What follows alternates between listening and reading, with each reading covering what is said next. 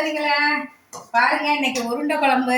உருண்டைக்கு ready பண்ணிட்டேன். பொரியல், புடலங்காய் பொரியல், ரசம். இன்னைக்கு தக்காளி ரசம், உருண்டை குழம்பு. இன்னும் உருண்டை போடல சகோதரிகளை. இதில் எல்லாம் உருண்டைக்கு தேவையானதெல்லாம் தேங்காய், பெருஞ்சீரகம், பூண்டு, கருவேப்பிலை, கொத்தமல்லி, வெங்காயம் எல்லாம் போட்டு நல்லா உருண்டை உருட்டி இருக்கேன். இது கரைஞ்சி போகணுன்னு பயப்பட தேவை கிடையாது. நல்லா நம்ம கெட்டியாக நல்லா உருண்டை பண்ணிட்டாக்க கரைஞ்சி போகுது சகோதரிகளை. சாப்பிட்டு பார்ப்போம்.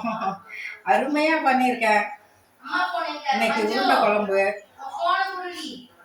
பாருங்க, கிட்ட வந்து காட்டு. உருண்டை உடஞ்சிடாது, பயப்பட தேவையில்லை. சில பேர் அவிச்சிட்டு கூட போடுவாங்க. இட்லி பாத்திரத்தில் வச்சு நல்லா அவிச்சு அப்புறம் குழம்பு நல்லா செஞ்சுட்டு போடுவாங்க. ஆனால் அப்படி இல்லை, நான் அப்படி செய்ய மாட்டேன். இதுவே நல்லா திக்னஸ் ஆகிடும். உருண்டை போட்டு அது கொதித்து வரும்போது இது நல்லா நமக்கு திக்னஸாகவும் ஆகிடும். குழம்பும் நல்லா இருக்கும், ருசிகரமாக இருக்கும். உப்பு காரமெல்லாம் வாவ் சூப்பராக இருக்குது. சாப்பாட்டுக்கு ஊற்றி சாப்பிடும்போது ரொம்ப டேஸ்ட்டாக இருக்கும் சகோதரிகளை. நீங்கள் ஒரு தடவை அப்படி செஞ்சு பாருங்கள்.